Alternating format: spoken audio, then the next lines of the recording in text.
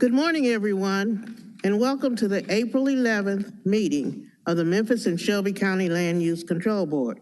My name is Mary W. Sharp, and I will be serving as your chair today. We will begin this morning's meeting with a roll call. Mr. Ragsdale, would you proceed, please? Thank you, Madam Chair. Mr. Fleming? Here. Ms. O'Connell? Here. Mr. Tolles? Here. Ms. Wilbanks? Here. Dr. Pritchard? Here.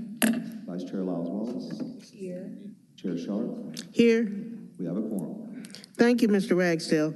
I would like to remind you that copies of today's agenda are located at the front right podium if you need them. If you wish to be a speaker on any case that is on today's agenda, please fill out an attendance speaker's card located at the front podiums. Once you have filled out the card, please bring it up front and hand it to one of our DPD staff members located at the left podium. When the agenda item is called, you will be given an opportunity to speak. At this point, I would like to read our conflict of interest. The adopted policy of the Land Use Control Board requires that any member of the board recuse himself or herself from any participation in the discussion or voting on any matter of the meeting's agenda in which he or she may have direct or indirect personal interest. The member shall vacate his or her seat during deliberation on any matter from which they have recused themselves. An abstention may substitute for a recusal for the purpose of maintaining a quorum. I would like to now get approval of our minutes from our last meeting. May I have a motion? So moved, Madam Chair. Second. Okay, I have a motion. We have a second. Is there any discussion? Is there any discussion amongst our board members? Hearing none, I assume we're ready to vote. All in favor say aye. Aye. Those opposed, nay. Motion carries. Mr. Ragsdale, may I have a secretary's report for this month and an explanation of today's procedure? Thank you, Madam Chair. I do not have a secretary's report, but I will read the procedure. At the beginning of today's meeting, we will establish a consent agenda for those items where no one in the audience or on the board is requesting an individual public hearing. After the consent agenda is established and approved, we will move on to the irregular agenda. For each case on the irregular agenda, the DPD planner will give a presentation. This will be followed by the applicant's presentation and any testimony from others who support the application. The applicant and supporters will be given a total of 10 minutes. Following each speaker, the chair will ask the board members if they have any questions for that speaker. Next, the opposition will be given a total of 10 minutes to present their case. Following each speaker, the chair will ask the board members if they have any questions for that speaker. Finally, the applicant will then have a 3-minute rebuttal period under the same rules. Following all the presentations and after all parties have been heard, the chair will ask if the board members have any additional questions of anyone who spoke. Then the chair will close the public hearing portion of the case, entertain a motion on the matter, discuss, and then vote on the application. If an applicant or a speaker would like to be heard after the conclusion of the public hearing portion of the case, or if a board member wishes to hear any additional testimony from any party for additional clarification, a motion will need to be made along with a second, and then a 2/3 affirmative vote of the board is required to reopen the public hearing portion of the agenda item. If the public hearing is reopened, both the applicant and the opposition will be allowed an equal amount of time to provide additional testimony. After the additional comments, the board will close the public hearing portion of the case and deliberate and take the final vote. Again, if any member of the audience wishes to provide testimony in support of or in opposition to a case, he or she will need to fill out a speaker's card. These are available at the front podium. Speaker's cards are not required of applicants since their names are already part of the record. And Madam Chair, after that, I would just want to recognize that we do have Council Member Pearl Eva Walker here with us, and she was going to just speak on the case today, so we'd like to welcome her. And with that, I'll turn it back over to you. Okay.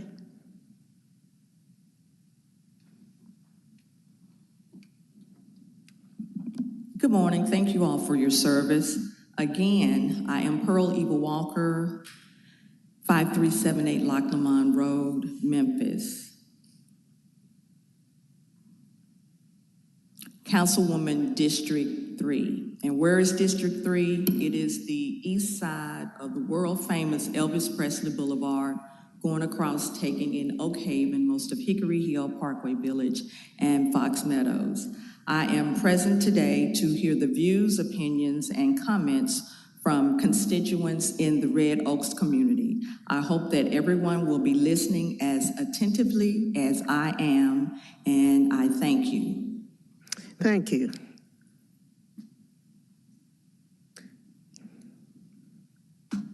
Thank you, Ms. Walker. Thank you, Mr. Ragsdale. We want you to know that the board is a supporter of community involvement, and we welcome neighborhood comments and feedback. We are respectful of the fact that many of you have taken off work or adjusted your schedules to be here today, but we ask that your comments please be made within the time frame allowed. If there are multiple speakers, please try not to be repetitive so as to make the most of your side's 10-minute time allotment. In other words, if one person says that it's going to lower the value of the neighborhoods, then another person doesn't need to say the same thing. I'd like to ask all of you to silence your cell phones so as to not interrupt or disturb anyone during today's proceedings. With our procedures now explained, I would like to introduce to my right Ms. Lisa Wilbanks, who will be this morning's consent agenda chairperson. Ms. Wilbanks will read items 1 through 29 as a consent agenda. Once the consent agenda is read, if you wish to discuss one of those items individually, please come forward and give us the item number and we will pull that case. We will then vote on the remaining consent agenda items as one, and following the vote, we will hear the cases that were pulled individually. Ms. Wilbanks, will you proceed, please? Yes, ma'am. Item number 6, case SUP 2023-039 in Pinnacle Point. The request is a special use permit to allow a group daycare in the residential single-family 6 district as part of PD 94-302CC located at 7806 Windy Willow Road. Staff recommendation is hold for 1 month. Item number 7, case SUP 2023-040 in Autumn Ridge. The request is a special use permit to allow a convenience store with gas sales in the commercial mixed-use 2 district located at 6977 Winchester Road. Staff recommendation is approval with conditions. Item number 9, case MJR 2024-010 in Whitehaven. The request is a major modification to allow a drop-in child care center located at 2077 East Shelby Drive. Staff recommendation is approval with conditions. Item number 10, case SUP 2024-005 in North Memphis. The request is a special use permit to allow a group daycare home in the residential urban 1 district located at 1679 Ash Street. Staff recommendation is approval with conditions. Item number 11, case MJR 2024-011 in Cordova. The request is a major modification to allow a 4-story hotel located at 1729 Witten Road. Staff recommendation is approval with conditions. Item number 12, case MJR 2024-012 in East Memphis. The request is for site plan approval for an indoor storage facility located at 0 Germantown Road. Staff recommendation is hold for 1 month. Item number 13, case MJR 2024-013 in Southeast Memphis. The request is a major modification to allow a funeral home located at 4816 Riverdale Road. Staff recommendation is approval with conditions. Item number 14, case MJR 2024-014 CO in unincorporated Shelby County. The request is a major modification to allow 1,060 lots located within the Waverly Plantation PD at 4821 Greenside Road. Staff recommendation is hold for 1 month. Item number 15, case MJR 2024-015 in Cordova. The request is a major modification and site plan approval to allow a hotel located at 0 Market Farms Drive. Staff recommendation is hold for 1 month. Item number 16, case MJR 2024-016 in the University District. The request is a major modification to allow a new site plan for an 8-lot subdivision located at 3573 Stewart Road. Staff recommendation is approval with conditions. Item number 17, case MJR 2024-017 in North Memphis. The request is a major modification to allow an updated athletic facilities and lights for Rhodes College located at 2000 North Parkway. Staff recommendation is approval with conditions.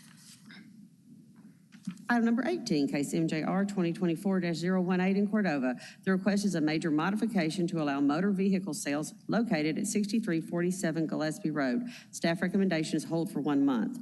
Item number 19, case S 2024-007 in Fraser. The request is a two-lot residential major subdivision at 3012 Birchdale Road. Staff recommendation is approval. Item number 20, case SAC 2024-004 in Core City. The request is to close and vacate a portion of Jackson Avenue and Lauderdale Street south of North 3rd Street. Staff recommendation is approval with conditions. Item number 22, case SUP 2024-009 in Parkway Village. The request is a special use permit to allow a convenience store with gas pumps in the commercial mixed-use 1 district located at 3769 Outland Road. Staff recommendation is approval with conditions. Item number 23, case SUP 2024-010 in Raleigh. The request is a special use permit to allow group daycare in the residential single-family 6 district located at 3324 Keystone Avenue. Staff recommendation is approval with conditions. Item number 24, case SUP 2024-013 in Raleigh. The request is a special use permit to allow vehicle rental, light truck or van in the commercial mixed-use 3 district located at 2001 Covington Pike. Staff recommendation is approval with conditions. Item number 25, case SUP 2024-014 in Westwood. The request is a special use permit to allow a convenience store with gas pumps in the commercial mixed-use 3 district at an intersection that is not 2 collectors or greater located at 4283 South 3rd. Staff recommendation is hold for 2 months per the applicant's request. Item number 26, case SUP 2024-015 in Westwood. The request is a special use permit to allow a convenience store with gas pumps in the commercial mixed-use 1 district located at 4471 3rd Street. Staff recommendation is hold for 2 months per the applicant's request. Item number 27, case Z 2024-004 in Core City. The request is a rezoning of plus or minus 6.2 acres from the employment district to the heavy industrial district located at 1351 Williams. Staff recommendation is hold for 1 month. That is our consent agenda. Thank you, Ms. Wilbanks. Anyone now wishing to pull a case from the consent agenda, please come forward and give us the item number. So far, we have pulled items number 2, 3, 4, 5, 8, 21, 28, and 29. The items on the consent agenda will now be voted on with 1 vote subject to the recommendation of DPD. If the consent agenda is approved, only item number 2, 3, 4, 5, 8, 21, 28, and 29 will have full independent public hearings. By voting on the consent agenda, each board member is affirming that he or she has read the staff report and agrees with its findings, and where applicable, its recommended conditions. Can I get a motion, please? Yes, ma'am. Move to approve item number 6, case SUP 2023-039 as a hold. Item number 7, case SUP 2023-040. Item number 9, case MJR 2024-010. Item number 10, case SUP 2024-005. Item number 11, case MJR 2024-011. Item number 12, case MJR 2024-012 is a hold. Item number 13, case MJR 2024-013. Item number 14, case MJR 2024-014CO as a hold. Item number 15, case MJR 2025-015 as a hold. Item number 16, case MJR 2024-016. Item number 17, case MJR 2024-017. Item number 18, case MJR 2024-018 as a hold. Item number 19, case case S is 224-007. Item number 20, case SAC 2024-004. Item number 22, case SUP 2024-009. Item number 23, case SUP 2024-010. Item number 24, case SUP 2024-013. Item number 25, case SUP 2024-014 is a hold. Item number 26, case SUP 2024-015 is a hold. And item number 27, case Z 2024-004 as a hold. Thank you, Ms. Wilbanks. Do I hear a second? Second. Okay, we have a second. We have a motion. Is there any discussion? Is there any discussion? Okay, hearing none, I assume we're ready to vote. All in favor say aye. Aye. Those opposed, nay. Motion carries. Now we'll go to my left to Dr. Pritchard for the regular agenda.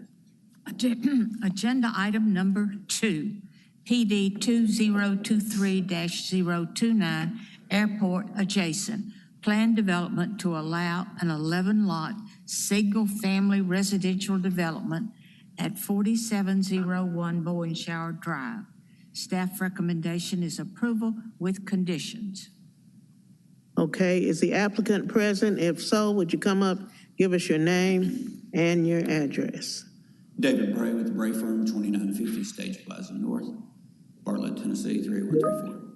Okay, thank you. There is opposition, so we will hear the case.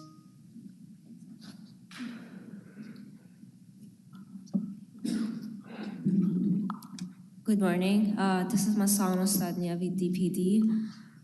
The case number is PD 2023-0229. The development is Summers Planned Development, and it is located in 4701 Boeing Shower Drive. The Council District 3 and the Super District 8. The area is 1.951 acres, and the existing zoning is residential urban 3, currently governed by the existing Summers Plan development, which is PD 1997-323. You can see the location map and also the vicinity map in here, and zoning map and the land use map as well. Here are a few pictures of the site. And also you can see the concept plan for the outline plan for the area to be here, which the applicant is want to develop it now. A closer look to the area 2B. And this is a Memphis 3.0 analysis, which says that it is consistent with the future land use development. As a conclusion, the request is an amendment to Area 2B that eliminates non-residential uses in favor of the development of 11 residential lots. In terms of land use transition from Shelby Drive south to Elkmont Road, the proposed land use change to Area 2B is an even better transition in intensity of use to the single-family homes in the abutting Red Oak subdivisions, whereas currently Area 2B could be developed with a variety of non-residential uses such as offices, computers, sales and services, an art supply store, music or dance and academy, and a duplicating and blueprint establishment. The amendment would place townhouse, semi-attached, and single-family detached homes in Area 2B, offering opportunity for new home ownership. The proposed development will not unduly injure or damage the use, value, and enjoyment of surrounding property, nor unduly hinder or prevent the development of surrounding property in accordance with the current development policies and plans of the city and county. Staff recommends approval with revisions to the outline plan conditions, and you can see pages 17 to 23 of the staff report for the set conditions. That concludes my staff report. Would be happy to answer any questions. Thank you. Do you have any questions of staff right now? Any questions? Okay, hearing none, we're ready for the applicant's presentation. Thank you again, David Bray with the Bray Firm. We're excited about this development. The applicant, Dolphin Construction, that's Marcus Batchelor. He's a longtime builder in both Southwest and Southeast Memphis. He's on this property for a bit of time and been talking about doing something on it. As the staff report pointed out, this is abutted by residential on the south, and it's currently zoned for office or neighborhood commercial uses. That PD goes back to, what was the year on that, 1990 something? It's an older PD, and it's never been developed on this portion. The underlying zoning is residential. We feel like this development is compatible with the surrounding areas. We feel like it's a good product, and I'd like to reserve the rest of my time to see what the opposition has to say. So you're going to save the rest of your time for your rebuttal? Yes, ma'am, unless anybody's got questions at this time. Okay, I'm sorry. Do you have any questions of the applicant? Any questions right now? Okay, hearing none, we'll hear the opposition. We have one card so far. Give us your name and your address, please.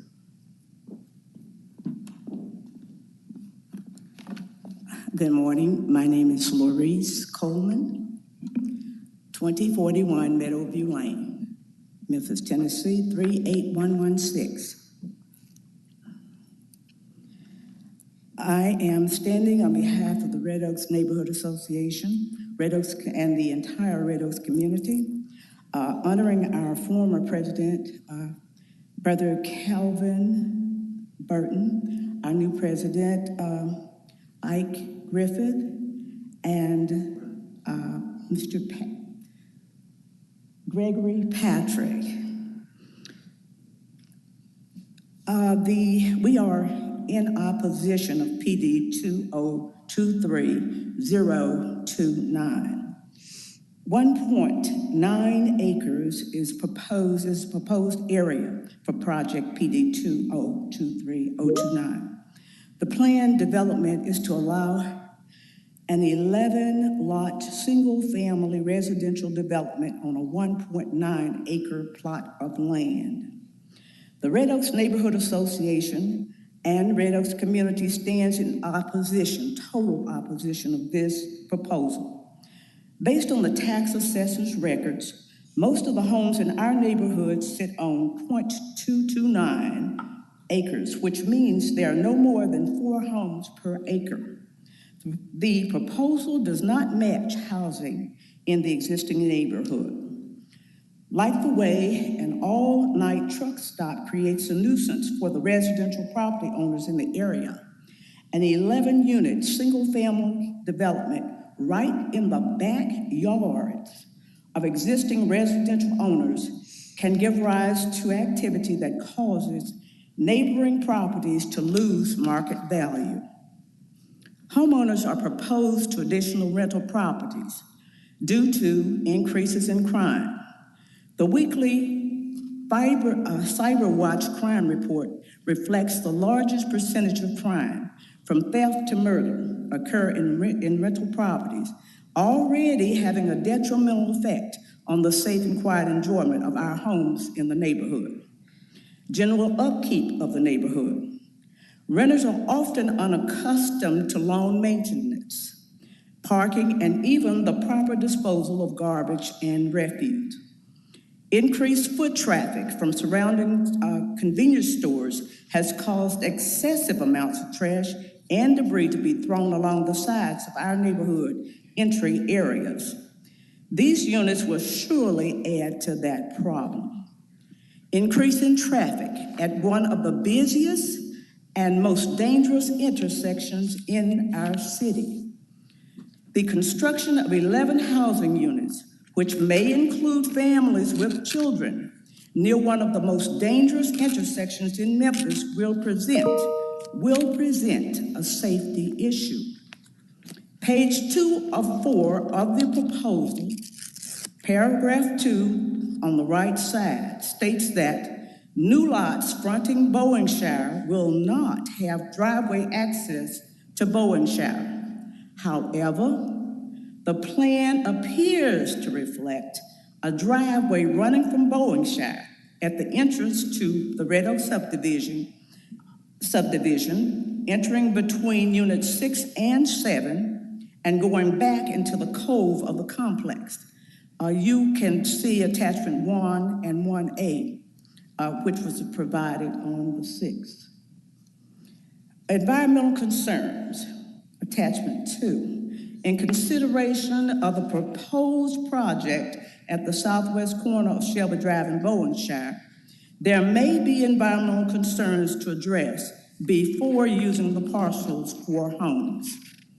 State records revealed that the red outlined property, which there is attached a map in what was provided for the council, is a leaking underground storage tank here called LUST, L-U-S-T. A leaking underground storage tank site with a confirmed release. The site case has been closed, but apparently a remediation system was involved to remove some level of contamination on that property. The red outlined parcel was the location of at least 2 former gas stations. The yellow outlined properties are LUS with no confirmed release. They likely received the LUS designation due to some inspection failure, storage tank tightness, or other compliance issue. These are the only relevant facilities found in a cursory search within a quarter mile around the proposed area. More investigation should be done in order to determine if any contamination has affected the proposed project site. If groundwater flows in the direction of the proposed site from any of the adjoining or surrounding LUS sites, this could be a future issue for any development on that property. If the soil holds any levels of contamination, it should be determined before any project starts. Some of the hazards related to LUS sites are surface and below ground surface contamination of soils. In addition, vapor intrusion issues are common when developments occur on parcels that have contaminated soil. The aforementioned statements do not affirm that there is an immediate problem, but because of the proximity of 3 LUS sites, this location would deserve more environmental due diligence before proposing it for any development. Please note the timely notification of community stakeholders. See attachment 3 and 3A. Letters were undated. They were sent only to a small portion of the neighborhood, announcing a December 27, 2023 meeting during the busy holiday season. No information about the planned development was shared with the entire Red Oaks neighborhood, who are major stakeholders, until the posting of a public notice on the open line. Based on information shared at a community meeting on Saturday, January 6th, the posting appears to have been placed for public viewing on or after January 3rd. It should be noted that only 4 business days after December 27th meeting was given to submit written opposition by January 3rd. December 28th was day 1, December 29th was day 2, December 30th was a Saturday, December 31 was a Sunday, January 1st a holiday, January 2nd was day 3. The Land Use Control Board's public meeting was to be held on January 11th. It is for all of the above reasons that members of our community are concerned about property value depreciation, safety of the community, and the ability to continue to quietly enjoy, which is our right, to quietly enjoy our own homes. This is respectfully submitted by the Red Oaks Neighborhood Association and the Red Oaks community. Signed petitions in opposition of this proposal were attached as, I believe it's about 12 pages, attachment 4. Thank you so much for your attention. Thank you. Do we have any questions of Ms. Coleman at this time? Yes, Madam Chair. I know the proposed project, the lots are much smaller than the ones that exist to the south. I'd like to know, in opposition, I know you're representing the community. I'd like to know if any other of the communities is here today, if that's in opposition to it. If you'll stand, please.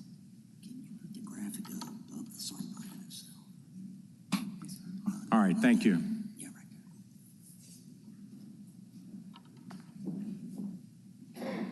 Okay, we're ready for your rebuttal. Thank you. Okay, you went back to the plan. So I want to explain a couple of things about the plan and address some of the concerns. Some of these we addressed at the neighborhood meeting. As you can see on the plan, yes, we do have one driveway onto Boeing Shire, but the units that would front on Boeing Shire would not have driveway access. So that's lots 1 through 6 and then 7 through 9. They would all access an alley behind that so that you would not have additional driveways onto Boeing Shire. The plan as we originally submitted had that private street as a public street, but at the request of OPD, we've changed it over to a private. Yes, the lot sizes for 1 through 9 are smaller than what's typical in Red Oaks. 10 and 11 that back up to Red Oaks are larger and more compatible with what is there. The reason that we have the smaller lots is precisely because of Boeing Shire and the fact that we don't want to do driveways out to Boeing Shire. We thought this was a better plan to have the alley access. All of these would have 2-car garages. The houses would be compatible with the houses that are currently in Red Oaks. Some of the other concerns, Ms. Coleman talked about size and the opposition to rental properties. As we discussed at the neighborhood meeting, Mr. Batchelor intends to build these and sell these. He has built other houses where, because of market conditions, he has held on to them for a period of time and rented them, but ultimately everything in his program is intended to be sold, and that's the intention here, is to sell these as single-family residents, not to hold on to them. He would hold on to them as necessary until the market conditions improve where he could sell them, but it's not planned as a rental community. He does not intend to hold on to 11 properties in here. He ultimately will divest himself of all 11 properties to individual owners. Concerns about traffic. As we talked about, this is currently allowed for office and retail. Though either of those uses or a combination of those uses would produce more traffic in the area, the concerns about trash, the concerns about people walking, all of that would have more of an impact on the Red Oaks community. If you look at the staff report, it says this is consistent with Memphis 3.0 and would be a better transition from what is currently on the outline plan approved today, and we think this would be better. Yes, it's a little different than what they have today.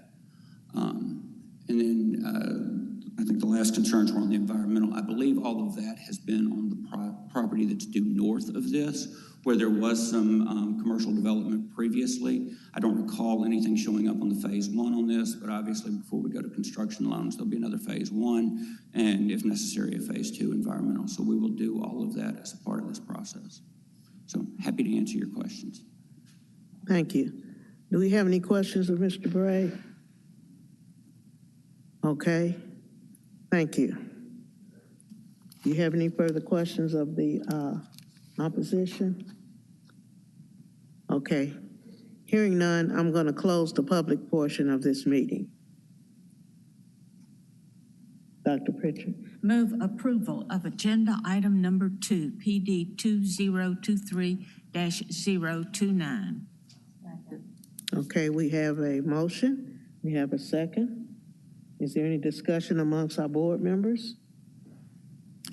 Yeah, Madam Chair, I'd like to, just observation. I'm familiar with this area, and that entrance into Boeing Shire is really kind of a gateway into that community. And I just feel like having smaller residential houses there, that kind of set an image of what you're going to see going into it. And it's kind of hard for me to approve of smaller units going in there. Something else other than that might work better, but just seeing smaller houses coming into a larger community just doesn't seem appropriate to me. Thank you. Any further comments? Madam Chair, just a similar observation. If you could put the plan, the outline plan that's approved, do you have that slide? So their offices are allowed, not that one, yeah, that one.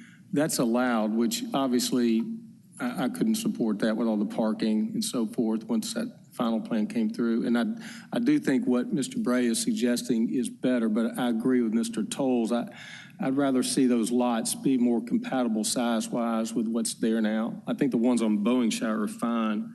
Sorry, the ones to the, I guess to the, to the west, back in the back, those sizes look fine, but the ones along Boeing Shire, I think, are just a little bit too dense. So I would agree with Mr. Tolles. Okay, anybody else? Any further discussion? Okay, hearing none, I assume we're ready to vote. Do you want to vote all at once or We'll go roll call, yes. I'll do it individual. individual? Yes, ma'am. Okay. Ms. O'Connell? Mr. Fleming? No. Mr. Tolles? No. Ms. Wilbanks? No. Dr. Pritchard? No. Vice Chair Lyles Wallace? No. Chair Sharp? No. Motion fails.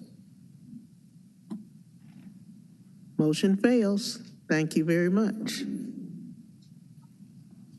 Madam Chair, agenda item number 3, SUP 2023-038 Cherokee, special use permit to allow vehicle repair in the commercial mixed-use 2 CMU2 district located at 2961 Lamar Avenue. Staff recommendation is rejection. Okay, thank you. Is the applicant here? Yes, ma'am. Good Okay, morning. just give us your name and address, then we'll have a presentation since it's a rejection. Denisha Smith, 4445 Arnold Code, Memphis, Tennessee, 38118. Thank you. Is there any opposition here? No opposition, but it is a rejection. Okay, go ahead. Thank you. This is Masano Stagnia with DPD. The case number is SUP 2023-038. The applicant is Mr. Nihal. Location is 2961 Lamar Avenue. The request is a special use permit to allow sale of new and used tires in the commercial mixed-use 1 district. The area is 1.118 acres in total. You can see the location map and also the vicinity map in here, and also the zoning map, which is located in commercial mixed use 1. This is the land use map. I would like to note that this area was downzoned from CMU3 to CMU1. You can see some of the pictures of the subject property in here. And also this is the lot survey. And here we have the site plan that the applicant provided to us. The Memphis 3.0 believes that this is not consistent with the future land use development. In conclusion, the applicant is requesting a special use permit to allow an auto repair, sale new and used tires at the subject property.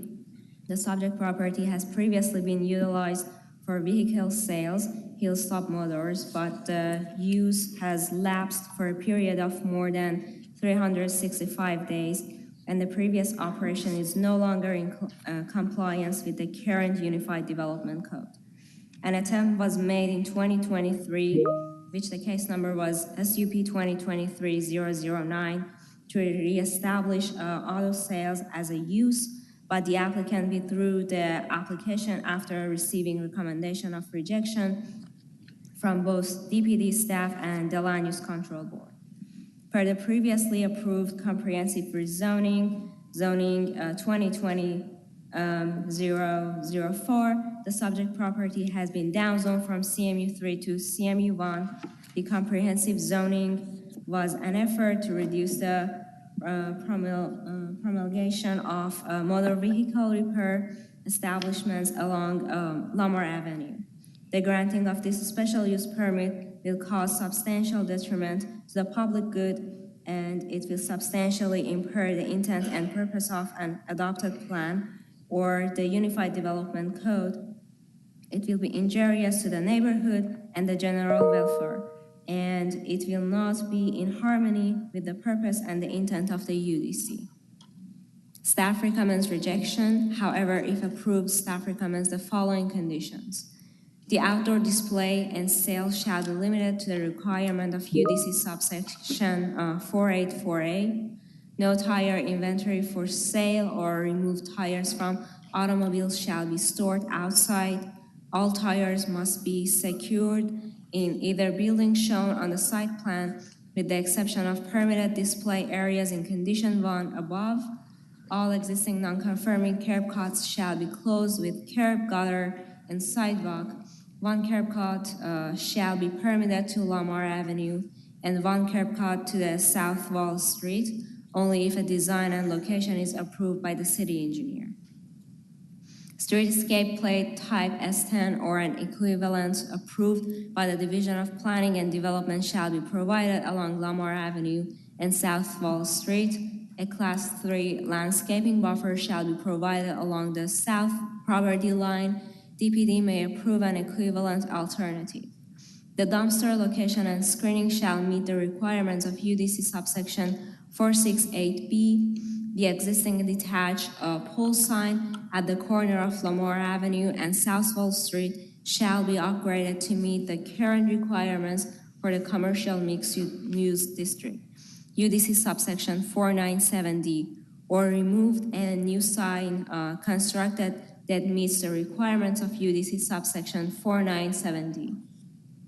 No overnight parking or vehicles is permitted, with the exception that vehicles may be parked overnight in 3 available garage work bays attached to the Lamar Avenue facing building.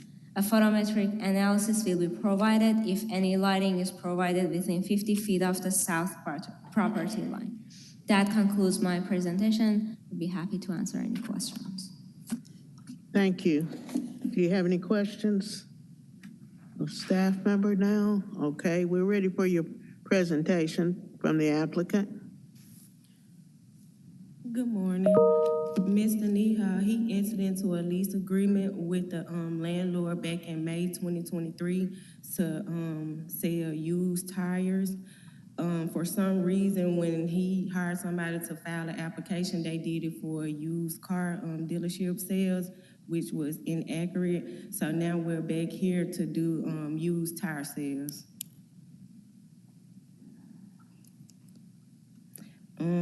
Also, Mr. Neha, he doesn't want to do new tires because he feels as if due to the location that no one would purchase new tires from him. They will only purchase used tires from him. So if she recommend a rejection, but could he at least operate for 10 to 12 months to get the money back that he's put into the building?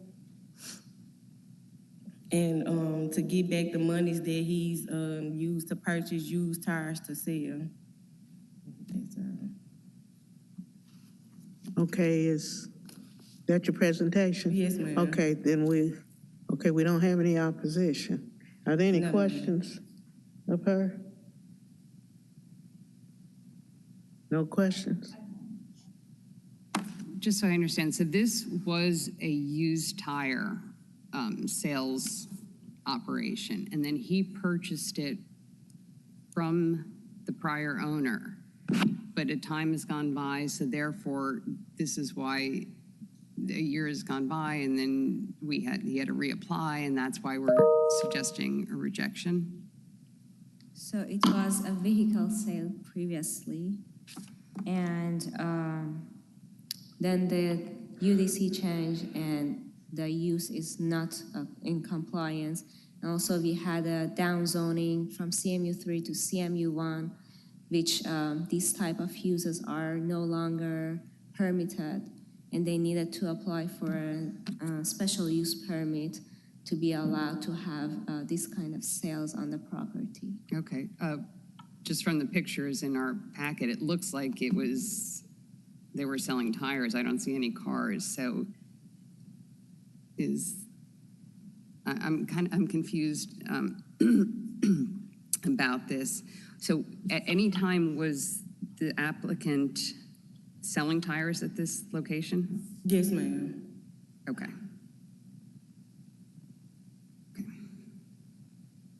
That it? Okay. Any further questions? Okay, thank you. I'm going to close the public portion of the meeting.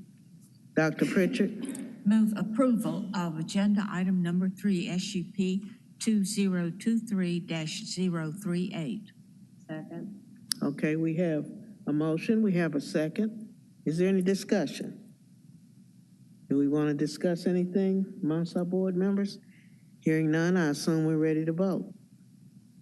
Are we going to do it individually or? I can do it individually. I think that would Okay. be good. Mr. Fleming? No. Ms. O'Connell? Mr. Tolles? No. Ms. Wilbanks? No. Dr. Pritchard? No. Vice Chair Lyles Wallace? No. Chair Sharp? No. Motion fails. Motion fails. Thank you. Next case. I put money into it, it's just not correct. Agenda item number 4, MUR 2024-019, SAC 2023-009, airport adjacent. Close and vacate a segment of Cockland Drive south of Stonebrook Avenue. Staff recommendation is approval with conditions. Okay. Would the applicant come up and please give us your name and address? Then we will hear the case, and then we'll hear from staff. Yes, my name is Doug Dugard. I'm the Senior Director of Facilities for Smith & Nephew, and my address is 1450 East Brooks Road. Thank you.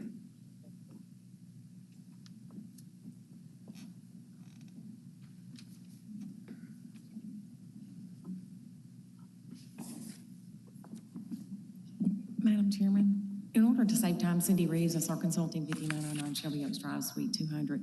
We have met or talked with Mr. Dugard and have asked for a 1-month hold on this, just to get with Smith & Nephew. I know, Scott, you probably remember this from back in 2001 and 2013, and it's been going on for quite a while. So we just want to make sure that this industrial community is going to be a safe community. We did come to an agreement back in 2013. It took us until 2016 to agree on the second point of access alignment, but we did end up agreeing on it. That expired, so that's why we're here today. But we would like a 1-month hold, please. Okay, how do we handle this? Ms. Reeves said that she had spoken with Mr. Dugard. Did the applicant agree with the 1-month hold? We've been waiting for 15 years, so 1 month I don't think is going to make a big difference here. So yes, we want to make sure that we hear Mr. Rivalto's concerns over this and make sure we can accommodate that as best we can. So yes, we agree to the hold. Okay, do we need to make a motion for a 1-month hold? Yes, ma'am. And we'll do 4 and 5, but we'll do those individually. So if we could get a motion and a second and a vote for a 1-month hold for 4 and then 5. 4 and 5? Yes, ma'am. Okay. Madam Chair, I move that we hold items 4 and 5 for 1 month. Second. Okay, we have a motion to hold items 4 and 5. We also have a second. Is there any discussion? Is there any discussion? Hearing none, I assume we're ready to vote. The discussion is amongst our board members. I assume we're ready to vote. All in favor, say aye. Aye. Those opposed, nay. Motion carries. We have a 1-month hold.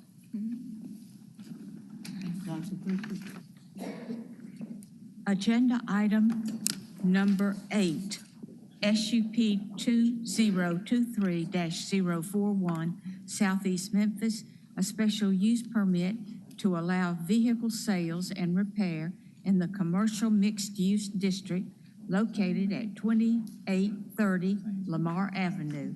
Staff recommendation is rejection. Okay, we need the representative for case number 8. Good morning, Denisha Smith, 4445 Arnold Cove, Memphis, Tennessee, 38118. Thank you. All right, we'll get presentation from staff. This is Masano Sadnia with DPD. The case number is SUP 2023-041. The applicant is Price Varon. Location is 2830 Lamar Avenue. The request is a special use permit to allow vehicle sales and repair in the commercial mixed-use 1 district.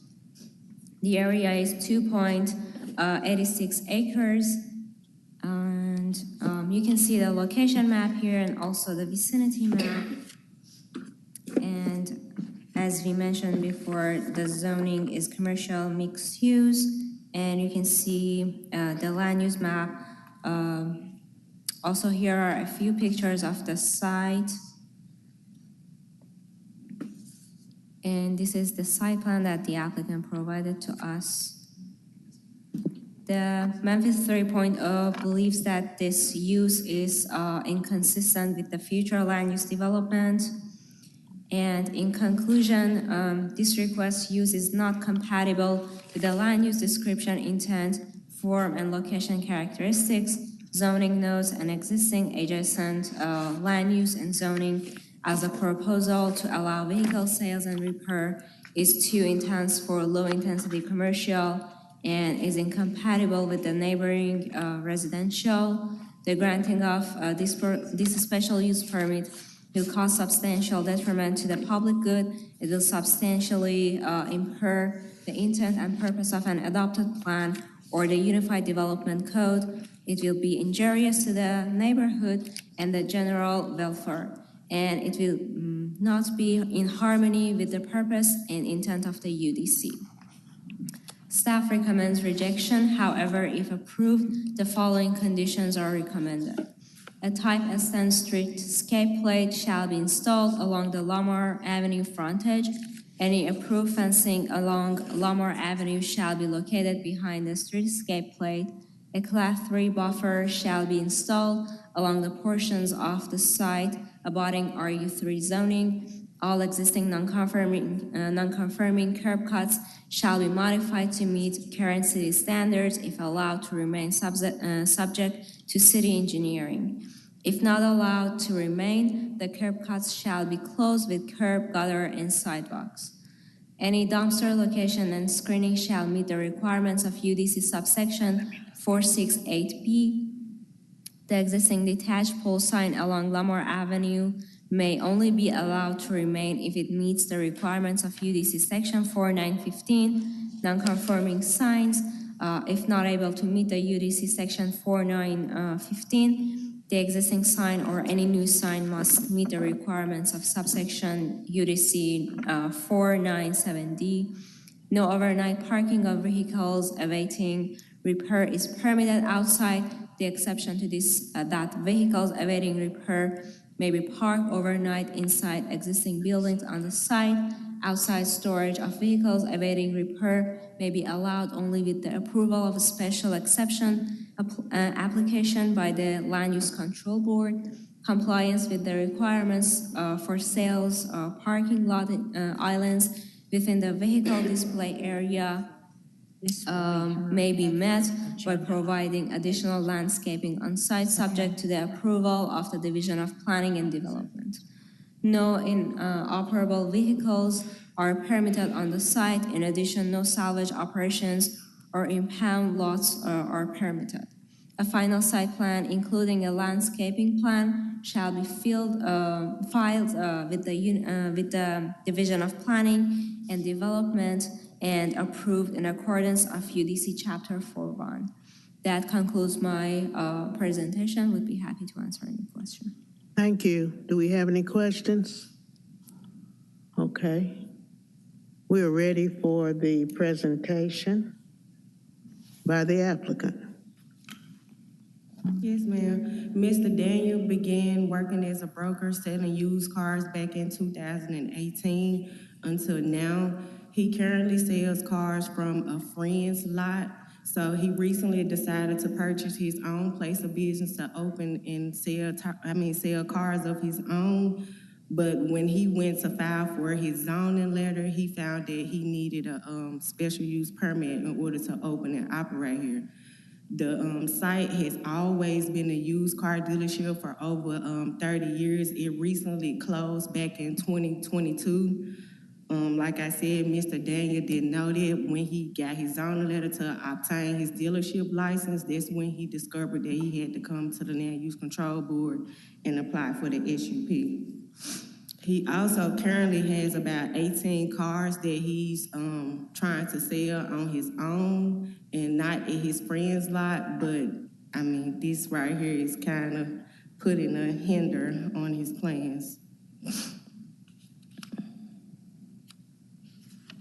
And that's all. Okay, do you have any questions of the applicant?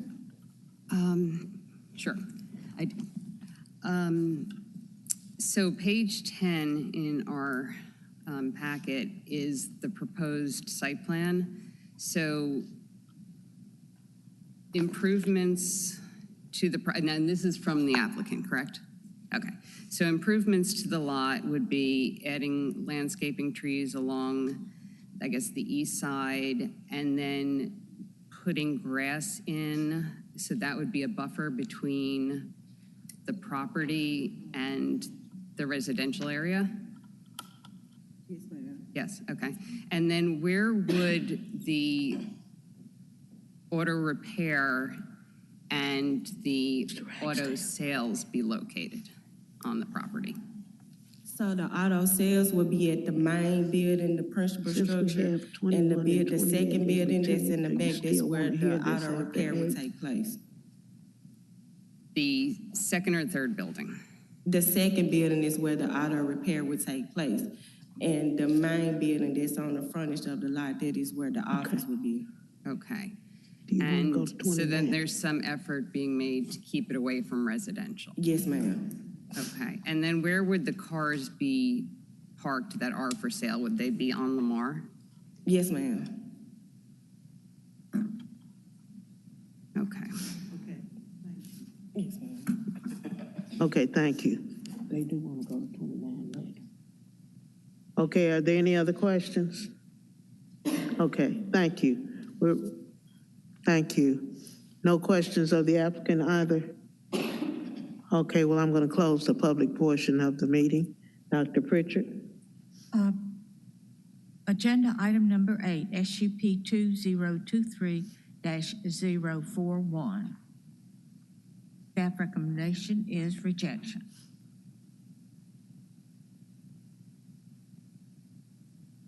Do I hear a second? Second. Okay, any discussion? Any Yes. discussion? Yes. Okay. So I'm going to say that I understand that the, city's plans for Lamar are, to improve this corridor. However, it looks like this property and some of the surrounding properties are in need of improvement. And I think that with the improvements, with the current site plan, it's better to go forward with this than to leave the property vacant.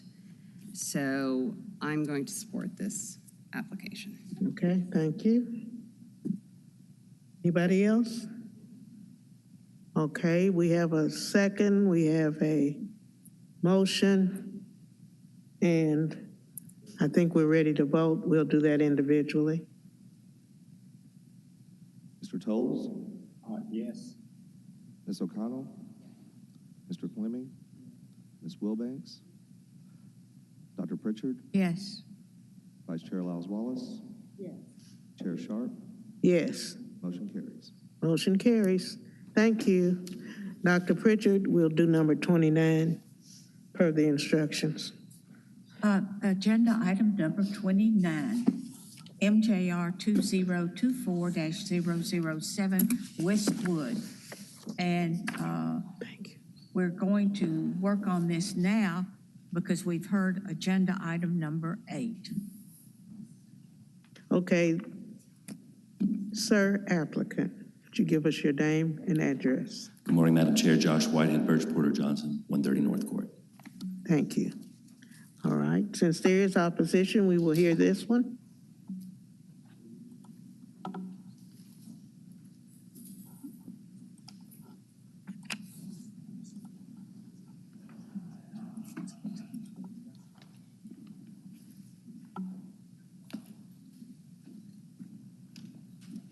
Good morning, honorable members. No, we're going to hear the case first. I'm sorry, I thought you called for opposition. No. Listen, No, excuse me. I said, since there's opposition, we are going to hear the case. Oh. So we're waiting to hear it first, then we'll hear the applicant, then we'll hear you. Thank you. Good morning. My name is Chloe Christian. I'm with DPD, and I'm presenting case number MJR 24007. This is a major modification to a previously approved subdivision case, number S2234. This case was held last month, so I'll give a brief presentation, but I'm happy to answer any additional questions.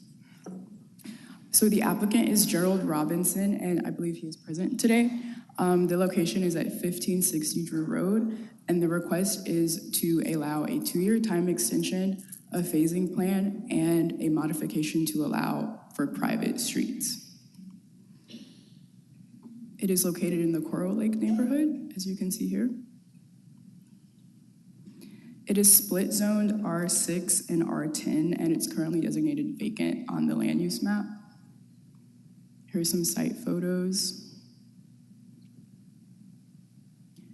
Here's the approved preliminary plan. And here's the proposed plan. There are 3 phases and a private drive from Dodd Road to Coral Road. In conclusion, this request is not to approve the subdivision since that has been previously approved.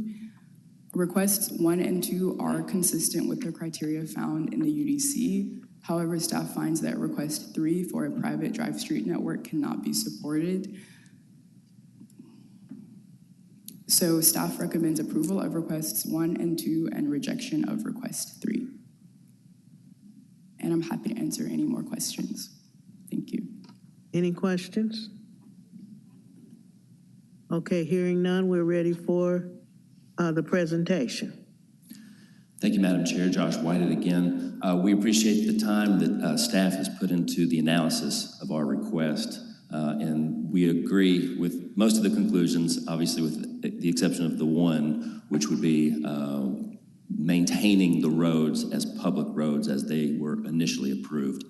And very briefly on that, we did do an analysis on the length of travel time that would be involved in not being allowed to cut through from Dodd to Coral Roads right here, and it's about a 700-foot distance. So there'd be about a couple second delay for most vehicular travel by closing this road. So while we appreciate the basis of the staff recommendation of rejection on the privatization of these streets, given that staff does want to promote grid connectivity, et cetera, we believe that the pros of privatizing the street and inching upward the marketability and the price point for these properties outweigh whatever minor inconvenience would incur due to that increased travel time. With that, Madam Chair, I'd like to reserve the balance of my time for rebuttal so I can be responsive to the citizens. Okay, thank you. Now we are ready for the opposition. We have several cards for saying. Give us your name, address. Good morning, Michael Compton, 5021 Coral Road. We oppose this project in general, so we support staff's recommendation on rejecting request number 3. We also oppose the extension and the phasing for a couple of reasons. One, 2-year extension is going to mean it's going to be a two-year disruption of our neighborhood, 2 years of trucks, 2 years of equipment and materials being brought in, 2 years of workers going back and forth, and just a general disruption and noise of construction. Also, we know there will be damage to the lake. Development always brings some sort of damage to adjacent properties. This is a watershed area, so we already have issues with runoff from the city and surrounding lots, so this is only going to be increased. We're concerned that if they drag this damage out over a 2-year period, it'd be a lot easier to hide. It's like if you give someone a lethal dose of arsenic, they know it immediately, but if you stretch it over 2 years, you don't know what's happened until you drop dead. So we're concerned about the damage to the lake, additionally, doing it over 2 years, I think will even increase the amount of damage. Thirdly, we are not only opposed to this development, we're also opposed to this developer. They've taken a very adversarial attitude with us from day one. Every iteration of this project, there's been many, has been on a take it or leave it basis. Any questions that we ask only bring evasiveness, and even belligerence, insults at the infamous Dahlstrom Park meeting everybody knows about. And the threats is if you don't accept this, you're going to get something worse. Y'all have heard, you'll be sorry several times on this. So we're opposed to this development and we're opposed to these requests. Thank you. Thank you.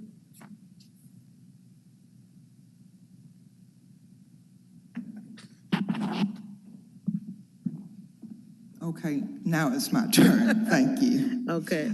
Dr. Sherry Jeffries, Compton, 5021 Coral Road, Memphis, Tennessee, 38109. I'd like to start by telling the LUCB members that we have a tree down and severe damage on our lake that occurred this morning from the storm, so folks cannot get off the lake. We left early, and that's why we are here. I'm joined this morning by some of our residents and other organizations, the Sierra Club and also MCAP. I'd like to read a statement that would summarize our position on the proposed development in the interest of saving time. Chairwoman Sharp, thank you for your service to Shelby County in the preservation of thriving communities through prudent, strategic growth management. This letter is to express my strong opposition to the proposed Tranquil Timbers development in the Coral Lake community. While I support progress and improvement, I do not support projects that would diminish the quality of life for residents or threaten wildlife and their habitats.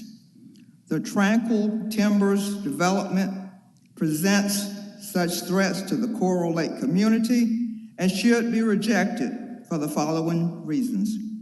The Coral Lake community is a neighborhood of exceptional stability, quality, and tranquility.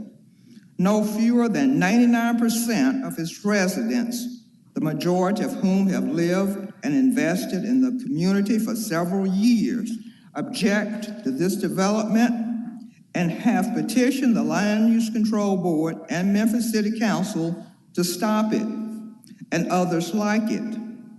The voice and will of the people of Coral Lake should guide any actions that pertain to developments that would alter, or in this case, diminish the quality of life in Coral Lake.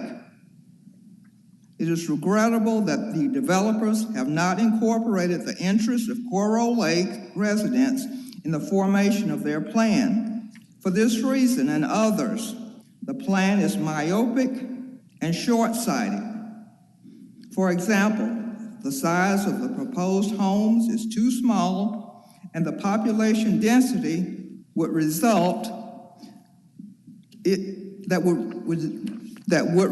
is too high, leading to increased noise pollution as well as sharply increased traffic that the community's narrow, winding roads likely would be unable to accommodate. Despite the steep increase in traffic that would be generated, the proposal also calls for closing roads, which would stifle traffic flow and limit lake access. The proposal also does not address the burden the development would place on the current sewer system, which already is at capacity. Diminished sewer service quality and increased service disruptions and maintenance costs should be considered as real and distinct possibilities if this development is allowed to move forward. The environmental impact would be enormous and could not be repaired. Great American bald eagles nestle on the parcel of land proposed for development. To threaten an endangered species that is our national bird not to mention the other 160 or more species of birds that annually visit this unique urban habitat, is sufficient reason to reject this proposal. Also, such a large-scale construction project likely would produce major soil runoff that could pollute our lake. In addition to the reasons listed above, there is one other that, if considered, should provide sufficient impetus to vote no. The developers, by withdrawing this proposal from Memphis City Council consideration in favor of your body, is in effect gaming the system to gain approval of a project that would damage a proud, thriving community and wildlife habitat. I hope that you discern the developer's tactic as an undemocratic attempt to disenfranchise the people of Coral Lake, thereby undermining the invaluable service the Land Use Control Board provides to Shelby County. There are other meaningful and responsible ways to use this precious land. One way, which the residents strongly desire, is to see it be transformed into a community park to serve as a beautiful, eco-friendly public green space. I urge you to preserve the unique beauty and vitality of the Coral Lake community and its wildlife. Vote no on Tranquil Timbers. In love and service, Justin J. Pearson, House Representative, District 86. And as you know, a letter has been sent to each of you concerning this, and also to the Memphis City Council members individually, to Mayor Lee Harris of Shelby County, and to Paul Young, Mayor of Memphis. We would like to end by adding that Coral Lake is in the midst of a major revival and restoration project. In the last 2 years, we have begun a cleanup of our whole community. Our monthly meetings have more than tripled as far as property owners attending and becoming involved. We believe that this is the right vote, the right time to say no. And I end with Dr. King's famous quote, "The time is always right to do the right thing." We ask you to vote no. Thank you. Thank you. We have 2 more speakers. How much time do we have? Okay, 2 speakers have 1 minute and 20 seconds.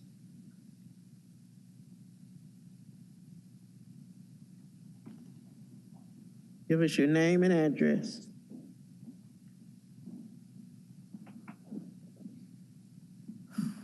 Hello, I'm Kimberly Owens Pearson, 1110 Starline, Memphis, Tennessee, 38109. First and foremost, Coral Lake is an area that has substantial wildlife in it. The people are mostly elderly, and they have lived here for years. They have invested. It has been a tranquil, very serene location. And to be now almost bullied by this gentleman bringing his plans, it doesn't go with the landscape of Coral Lake. It has nothing, it will impede on the community as a whole. And there are a plethora of places throughout Memphis that he could really utilize already, that's already have the layout, all of these abandoned buildings, plazas, build there. Why are you coming to this tranquil location where these people have invested, lived there, put in their time, and now retired, and they want a tranquil, nice place? Not all of this traffic, not all of this pollution to our community and our lakes. The 160 species, the bald eagle, the runoff, the pollution, all of this, for what? Because of money, not putting people first? That's the problem. If we can find a niche that's serene and tranquil in Memphis, leave it be. We already have less foliage than in other locations in our city. This place needs to be left alone. And I'd appreciate a no. Thank you. Thank you. Yep. 30 seconds. Is that okay? No, I won't be before you long. My name is Keyshawn Pearson. I'm the president of Memphis Community Against Pollution. I can just echo what my mother said, what my brother has said in his statement, in his letter, in that the privatization of these roads, the small sizes of these plots, this plan only illustrates how this developer has not taken into account the meaning of this property and what it means to this community, what it will mean, and what the future implications will be. And so with that type of disregard for this community and for this process, we ask that you vote no. Thank you. Thank you. Do we have any questions of the Yeah, Madam Chair. Just a point of clarification. It's my understanding this is requested not for the approval of the subdivision. Is that correct? That's correct. This is for the 2-year and the phase-out plan. Okay, all right. And so our recommendation is that you don't allow that. Yes. Subdivision part has already been approved, so. It's been approved, but it can be something else. Take into account what the stakeholders and the community has asked for. Okay, thank you. Okay, thank you. Okay, we're ready for the rebuttal.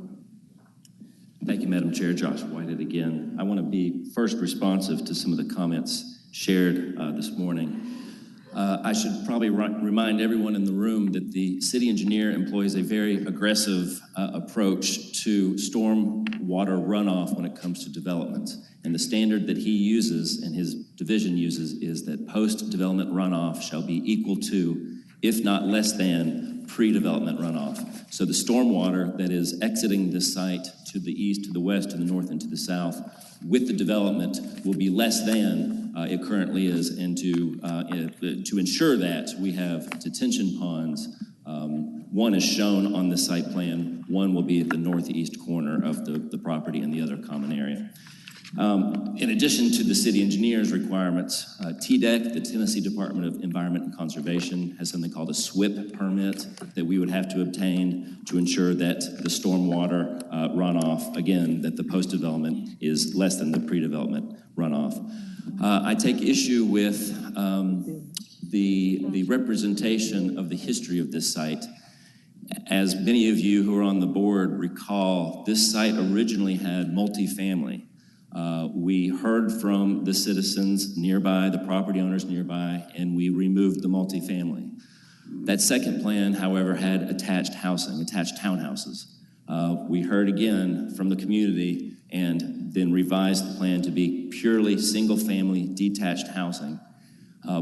And that was processed as a subdivision. We were not subverting due process, which is a pretty strong statement.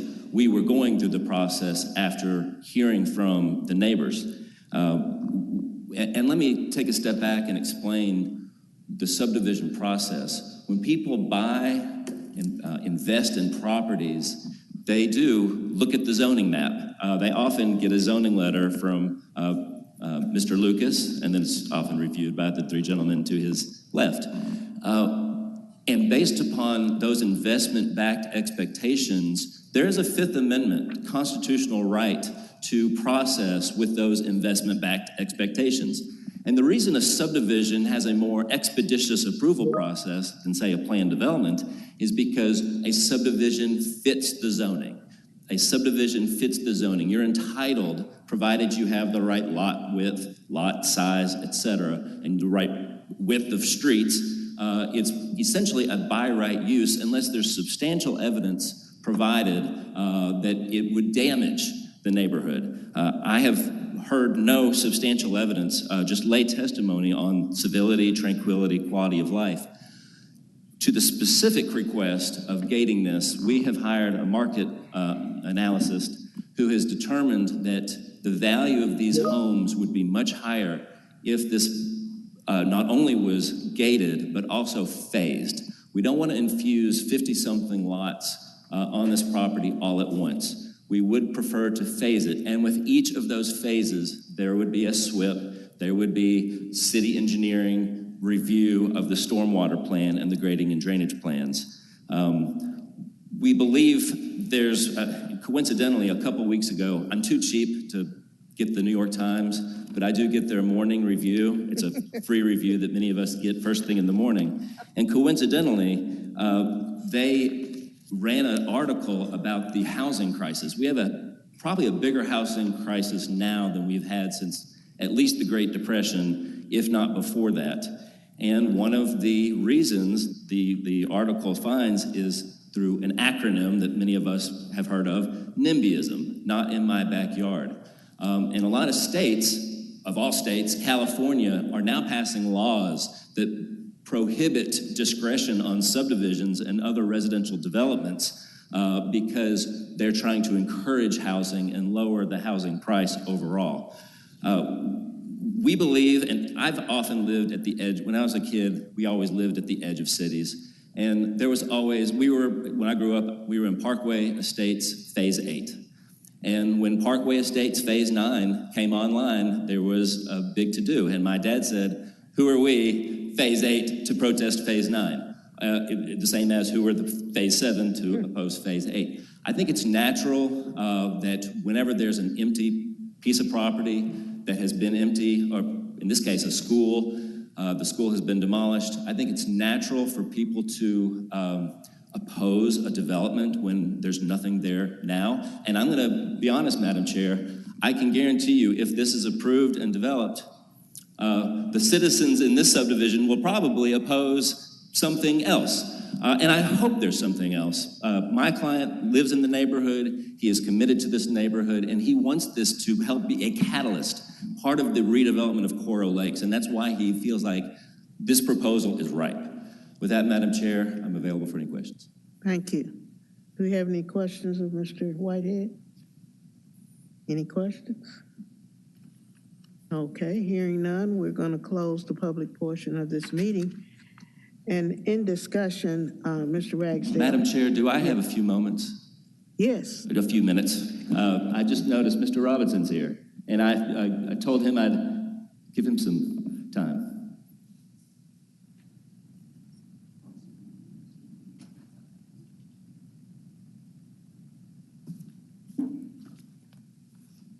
Good morning, Chairperson Sharp, ladies and gentlemen of the board. I don't know how to follow this. I'll do my best. I apologize for my throat. We've heard a lot today from the husband and wife that leads the association. I would wish to tell this board, I have worked with them from day one. First of all, I am Gerald Robinson, 4014 Coral Road, Memphis.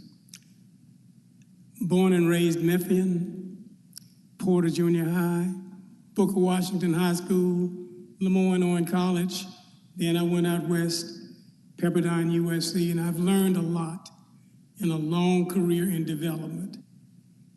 I'm trying to bring this community something that the community will cherish. I love Coral Lake. I've been out there 20 years almost. I don't know what this lady is talking about, her and her husband, but from day one, this became very personal. The moment that we had a plan from our engineers, a design plan, I went right to the Coral Lake Property Owners Association, and I spoke with the chairperson on many occasions. We've got their support. I don't know what these people are talking about. We got support letters, I've got support petition, signed, and this was for the original concept. Every time we look around, this lady says she's spoken to me. She has never tried to speak to me. They throw darts. They try to politicize things. All I'm trying to do is to make this a better community.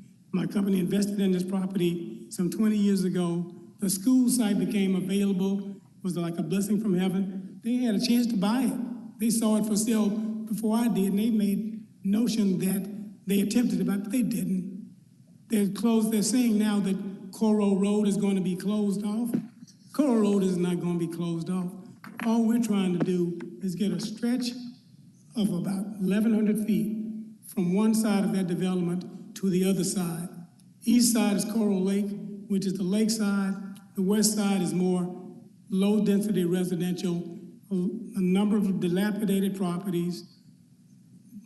One property has 10 dogs running around, many of them loose. I invite any and all of you all to go out there and take a look. Not that we want to extend this, but I'm trying to give you something better. I've done a number of developments in my lot, all different types of developments, auto zones, Carl's Jr., fast food, light industrial, many tracks. I've learned a lot in a career that I probably would not have been able to do here. But I'm coming here now. You're going to get a jewel of a development. I respect what the association has to say, but a lot of that is untruths. If you would like to take a look at what I'm going to be doing with these streets, I know you don't have time to look at anything, but the last thing I'm going to add is that I've done some public-private partnerships in my career. We're not asking for any public support on this development. I will say, however, one of the finest developments I've ever done was a development with first-time homebuyers. I got redevelopment funds into that development. And we got down payment assistance, which we're going to go after for this project. You've got a number of nurses, teachers, blue-collar workers. They love to have fine homes. What we have here is a selfish representation. Look at the entire city. The mayor, the council, you won't find developments. This just happened to be in an area where they haven't had it. I apologize for probably going over a little bit. Yeah. You have 30 seconds. But you needed to hear the other side of this story. Okay, thank you. You have any questions of him? Have any questions of Mr. Robinson? Okay. Hearing none, I'm going to close the public portion of this meeting. We don't go back to the opposition after the rebuttal of the applicant. Okay, I'm going to close the public portion of the meeting.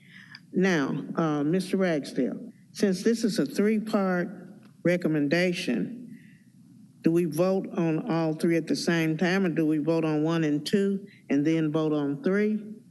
How do we do this? You can vote on them separately. Excuse me. You could vote on the 2 requests that we're recommending approval of together if you'd like, or just we could do all 3 individually. I think we need to vote on 1 and 2 and then vote on 3. And that way we'll know whether we agree with your rejection. Okay. Thank you. Dr. Pritchard, read it. We'll read it once and vote on that. Read it actually, again Madam and Chair, vote on that. we could just get a motion to approve the case, and then you can discuss and decide whether or not to strike any condition or add condition, and we can vote on those during that portion. Okay. So we'll just get a motion to approve the case and a second, and then the discussion, we can sort out. Okay. All right.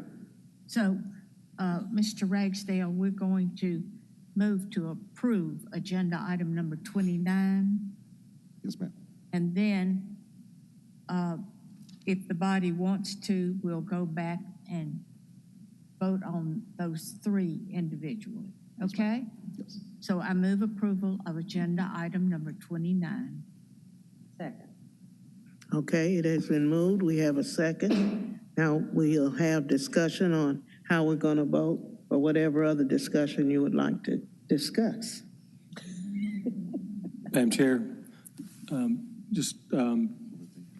we've heard this case, good night, a bunch of times over the years, and I really have enjoyed hearing the dialogue. I understand the opposing viewpoints. I respect both positions, and my sense is that Mr. Whitehead is right, that, the neighborhood just does not like this change, and I understand and respect that, but my observation is this developer, this gentleman has done all the right things. He's gone through the right process.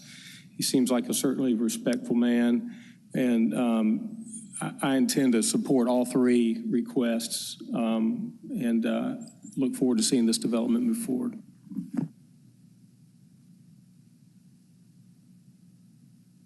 Okay, anybody else? And how are we going to vote on all 3 at one time with a yay or a nay? Okay. All right, hearing no other further discussion, I assume we're ready to vote. Madam Chair, just to be clear, so we're voting, I think, I may have messed this up a little bit, but currently, the approved project doesn't have the phasing and doesn't have the time extension, and it has public streets. So if maybe we could have some discussion on what the board would like to do on those cases, because we're recommending rejection of the private streets. We're recommending approval of the time extension and the phasing. Madam Chair, I would offer an amendment to the motion to approve those three requests you just said. The time extension, what was the second one? The phasing. Time extension and the privatization of the drives. That's my proposed amendment. Okay, we're gonna vote on the amendment first. Okay, we have a motion to amend. We have a second on that. And I assume if there's no further discussion, we're ready to vote. All in favor say aye. Aye. Those opposed, nay. Motion carries on the amendment. Now we're gonna vote on the actual motion as amended. Is that correct?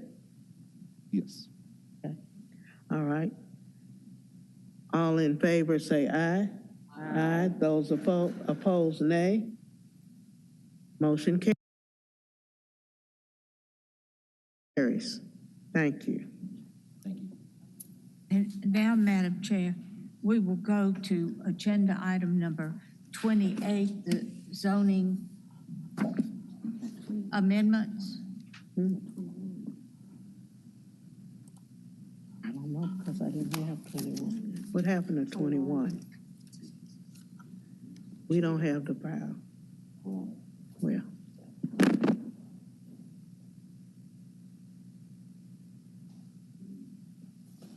Anyway, number. Did you call on number 21 or 28? 28. We need to call on 21 first. We didn't know we were going to hear 21. Okay. Okay. So we'll go now to 21. Yes.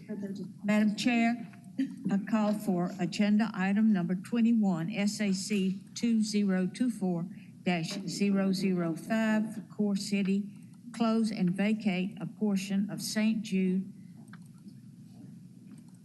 Place east of Danny Thomas Boulevard. Staff planner is Ms. Hall, and the recommendation is approval with conditions. Okay. May we have the applicant come forward, introduce yourself, and we will then, we have opposition, so we'll hear the case. Go ahead. Name and address.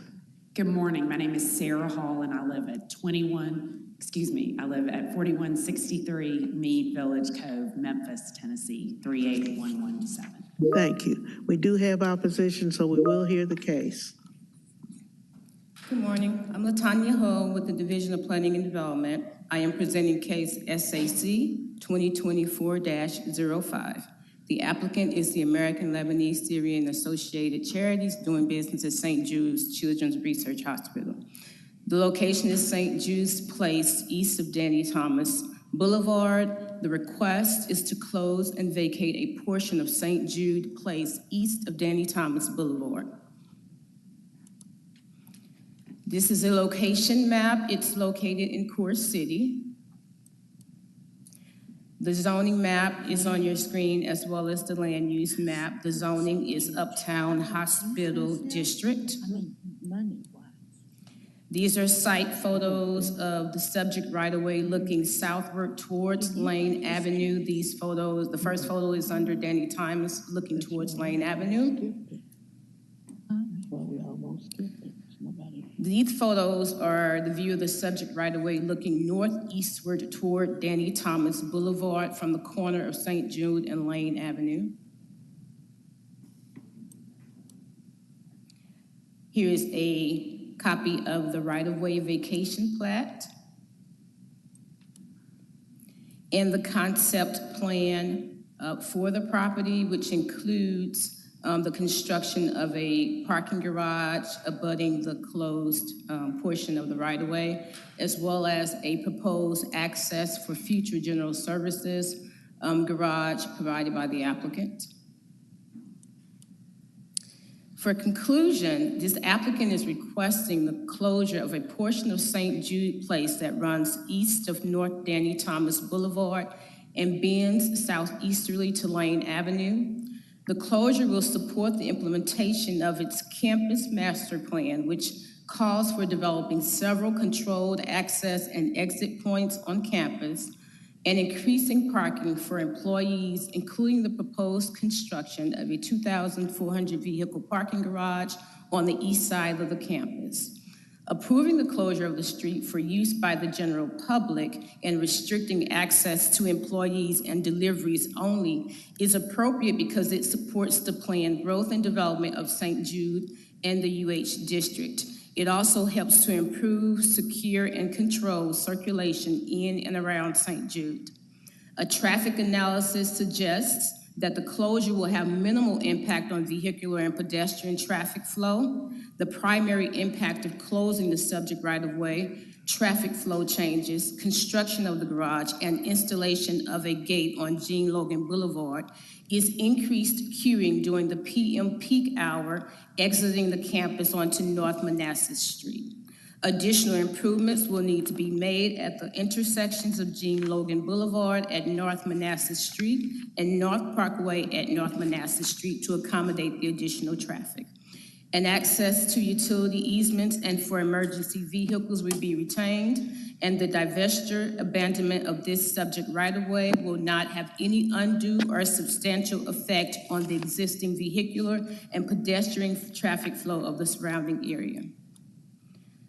The staff recommends approval with conditions, and the conditions are located on page 13 of the staff report for said conditions.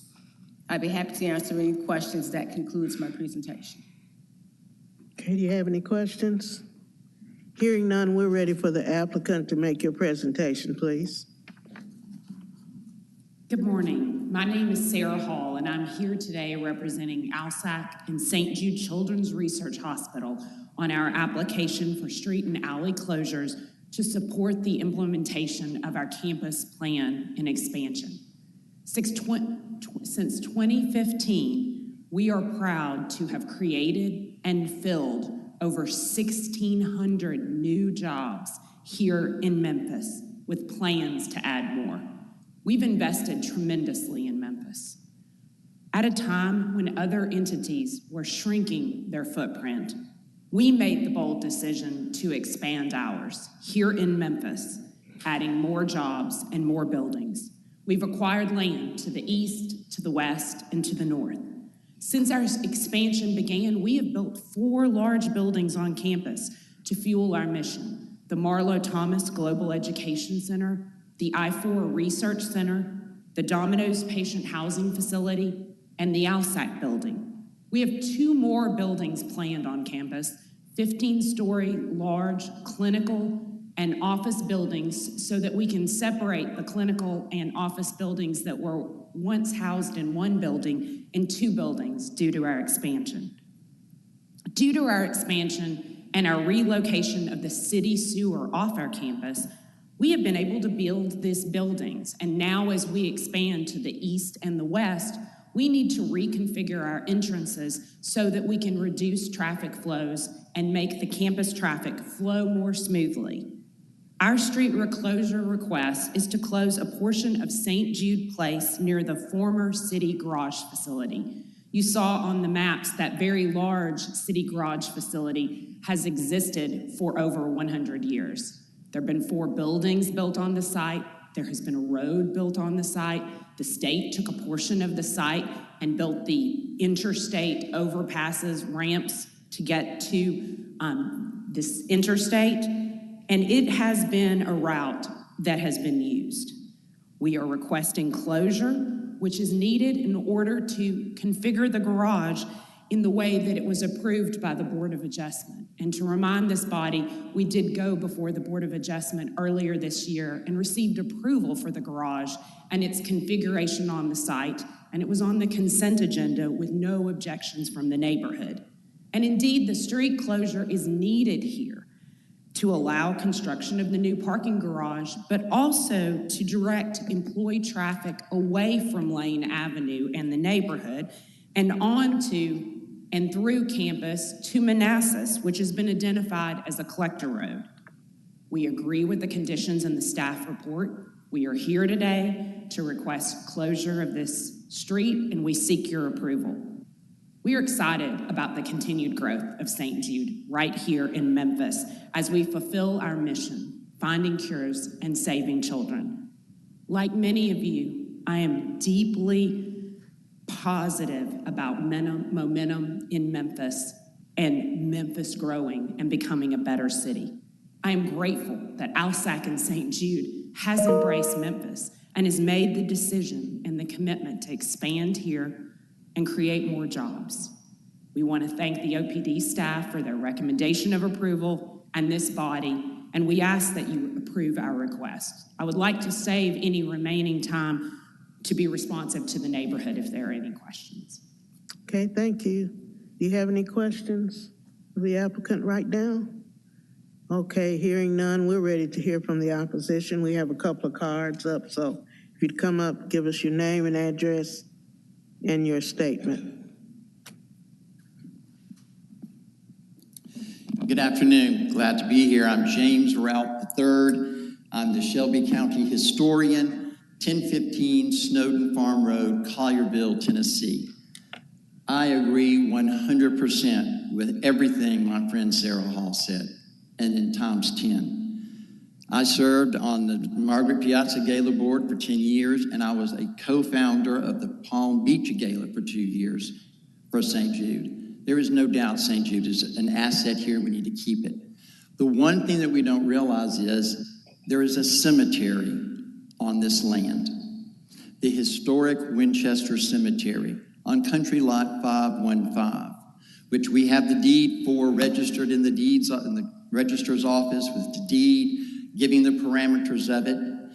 Once a cemetery, it is always a cemetery, no matter how many buildings are built on it or not built on it. It is a cemetery. The concern today with the closing of the street is, rightly so, they need to secure their campus, so they're going to have to put a fence that will parallel St. Jude Place. That fence will have to be on grounds of the new Winchester Cemetery, which is Winchester Park, and Tennessee state law prohibits that.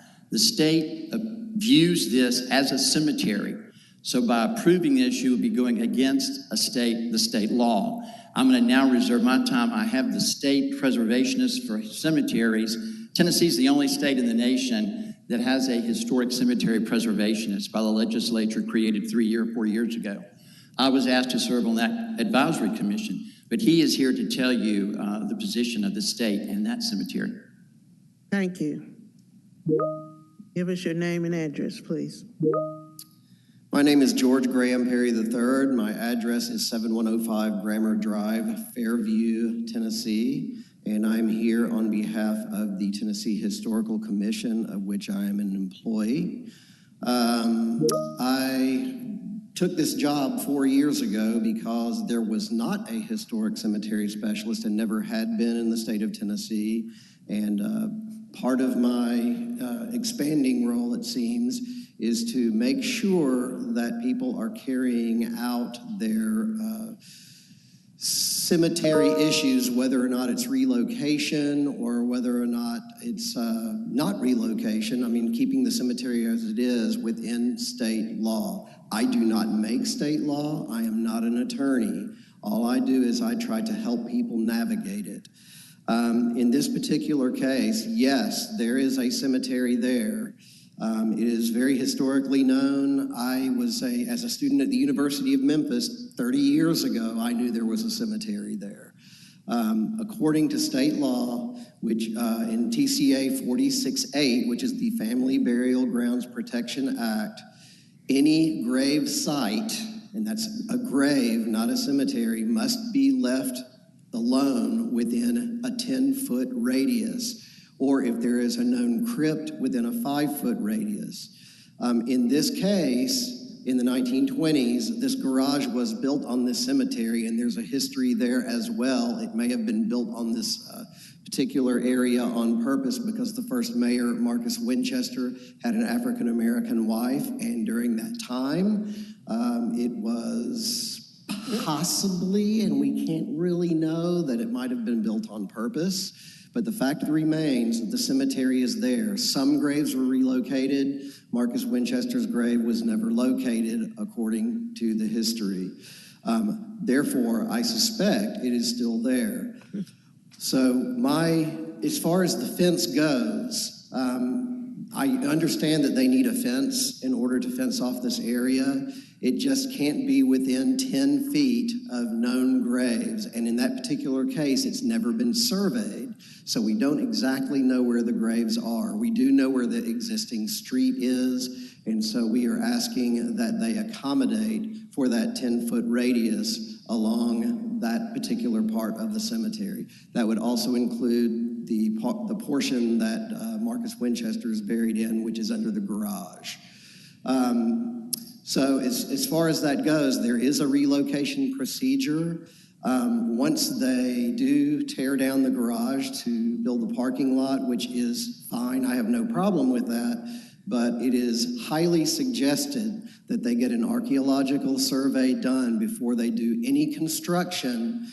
There is actually a GPS survey expert who has told me that he would dedicate his time just for the press to be able to do that.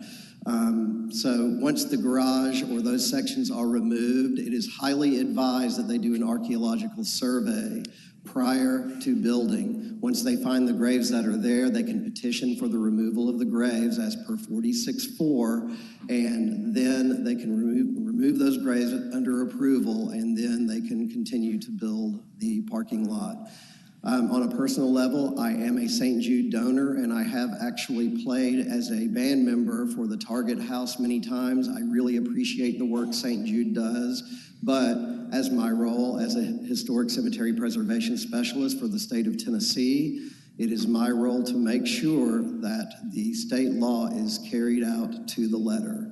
And that's what I have to say, and I thank you so much for having me here. Thank you for coming. Anybody have any questions? Okay, I seem to have one more letter of opposition. Graham Perry. Oh, okay. Thank you. All right. We're ready for the rebuttal. Sounds like we are all in agreement. We will certainly follow all state laws, just as the city did when the city built many buildings on this site, when the city constructed roads on the site. Currently, the location where they are saying that we are going to put our fence has a baseball stop on it. And so we will just be doing what others have done before. We will follow the law just as the state did when the state put the entrance and exit ramps in this area.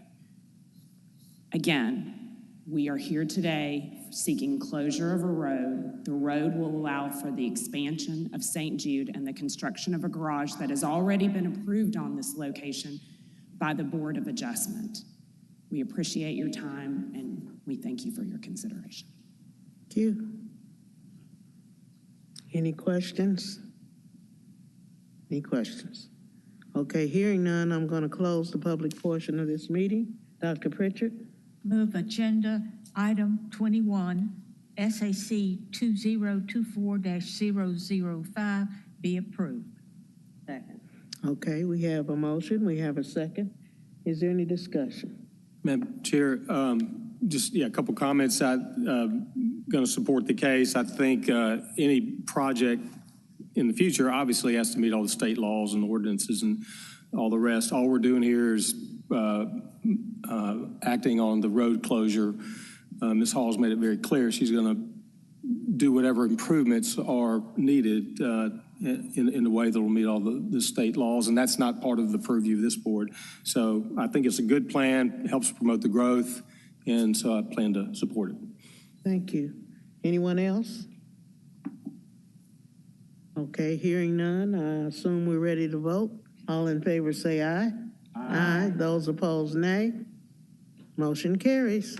Thank you. Dr. Pritchard, our last case. Yes, I believe this is our last case, Madam Chair.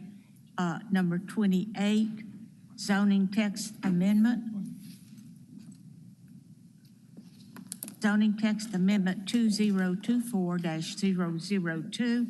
This is the annual list of amendments to the Memphis-Shelby County Uniform Development Code.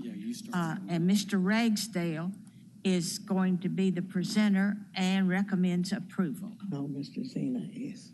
I think, well, Mr. Zena. But anyway.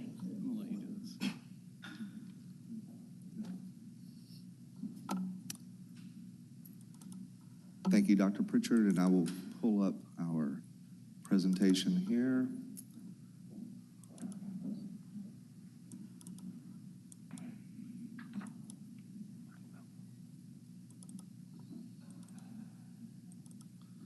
Looks like we'll be presenting to the board for the most part. As I mentioned last month at our March meeting, we submitted an application 2 months ago to be heard today to allow a 2-month period for review of our current ZTA, our zoning text amendment 24-1, which are updates to our Unified Development Code that we do on an annual basis typically, and we also do some other special ones, which we saw the solar ZTA. Actually, wait, this is 24-1, which is the solar ZTA. And we don't want to see that one again.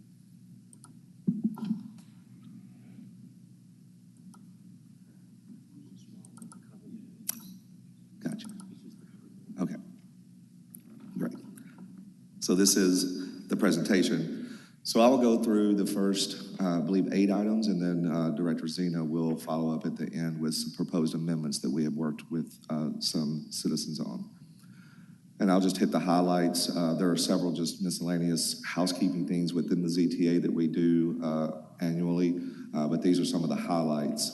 So item number 3 on the cover page is pending legislation, and this revises our language of the UDC regarding pending legislation to align with the state law, which has been changed to not, so we used to have the terminology that we shall consider pending legislation. However, now the state law states that we shall not consider pending legislation in decisions. So that aligns with state law. Item number 4 is regarding CMCS towers. And this is just some cleanups. A couple of things were removed a few years ago. One was a requirement for any tower over 200 feet to require a special use permit. So we're reintroducing that, as well as some provisions to encourage and promote co-location of the towers so that we can reduce the number of towers, essentially. So co-location of the equipment, apologize. Number 5 is mobile food preparation.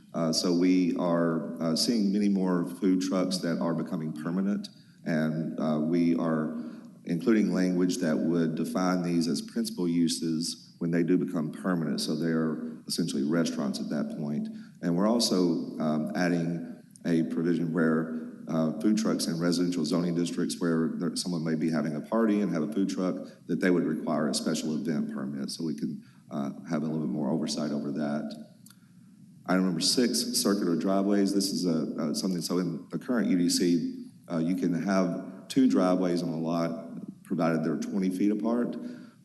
We see a lot of circular drives on small lots that essentially become parking pads, and so we're increasing that distance to 50 feet, as well as adding a provision that if there are 2 drives, that the connecting drive between the circular drive will be 50 feet from the right-of-way. And we have a graphic provided by Mr. Penzis here, so we're going to add that into the EDC. This is our only graphic in here. So, and then item number 7, street name changes. So currently, any street name change in the EDC, it says that would come to the Land Use Control Board. However, there's a city ordinance that allows city council to initiate a street name change that would not need to come to the Land Use Control Board. So we're adding language to just coincide with that city ordinance that would allow the city council to, which they, again, they can now. It's just cleaning up the language in the EDC to clarify that. And then item number 8, administrative flexibility. So your counterpart, the Board of Adjustment, which most of you are familiar with, they get variance requests to the Unified Development Code for various reasons. Some of those are setbacks. So what the setback is where a building can be within the property related to property lines or the right-of-way. And we see a lot of setbacks that are fairly minimal, and they're approved on really 100%. And so this change would allow an additional flexibility. Right now, there is a provision for administrative flexibility to allow a 10% increase or decrease of setbacks by the zoning administrator, which is me, and we are requesting to increase that to a 20%. And the list on the right shows just some of the recent setbacks we've request encroachments in the last 3 years, and the minimum impact of these. And again, they are consistently approved by the Board of Adjustment, so this is just to allow some additional flexibility and decrease the number of minimal requests that have to go to the Board of Adjustment and go through that process. And then finally, item number 10 is public notice. You may recall in ZTA 22-1, which we have came to the board in 2021, late 2021. I think we approved it in 2022. We were working with, at the time, Councilwoman Cheyenne Johnson. She was the chair of the Planning and Zoning Committee, and we were looking for ways to increase public notice. And so we worked with her, and we agreed in that ZTA, in the UDC for the past 11 years since its adoption, had a 10-day requirement to send out public notice for any public hearings. So cases that would come to you 10 days before this meeting, we would mail public notice before 10 days. We increased that to 25 days, which was a pretty significant increase. And what we found is, since we do have monthly meetings and we have application deadlines, we have to post these, we get staff reports prepared. The 25 days is really difficult logistically. The spirit is correct. We still want to increase public notice where we can within a reasonable time frame. So what we initially had proposed, returning that to 15 days.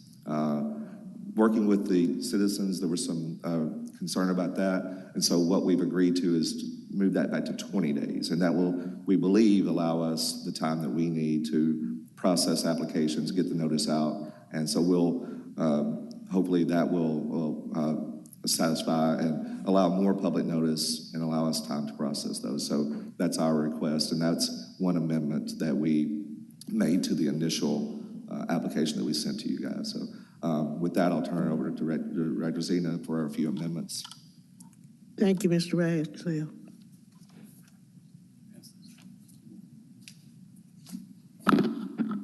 John Zena, Planning and Development. Good morning, everyone. Mr. Ragsdale is going to pass around a 2-page front and back set of items that need to be made as amendments here on the floor.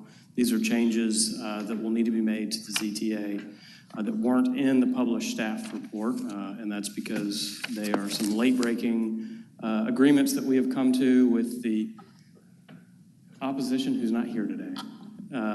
So that should say something. All right, so the first item had to do with a proposed change to section 1.9D of the UDC, and that section of the UDC has to do with consistency with plans, land use decisions being consistent with plans. So as you know, the first part of 1.9 deals with consistency language with our adopted general plan for the city, Memphis 3.0. There's also a section 1.9D that references other plans that may be considered. There's a list of approximately 25 plans that actually predate the UDC that are in that section 1.9D that I would characterize as being somewhat of a rather toothless list of plans because of the fact, again, that they predate the UDC, they're well outdated. Many of them have actually been updated and replaced by other plans that have been done either by the division or by the community.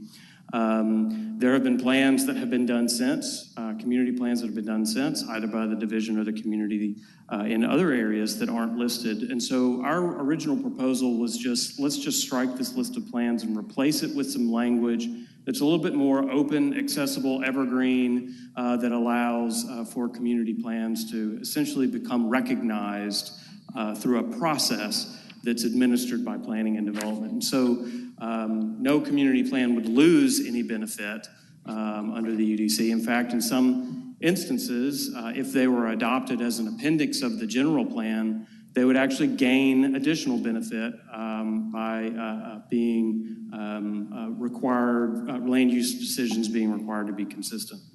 We've done a number of things since we've adopted the comprehensive plan to try to encourage more small area or community planning. We published a small area planning guide that is available on our website that really gives communities kind of a step-by-step how-to guide for how to do community planning, the types of elements that are really fundamental to a quality community plan. And we try to give a lot of guidance through that document on what that plan could and should look like. We've also adopted a community improvement guide that talks about essentially how to implement a community plan, how to implement different recommendations, particularly changes to the physical environment in communities. And so those resources are available on our website. We want to try to encourage more use of those resources. Again, we've also done a number of community plans since the adoption of Memphis 3.0.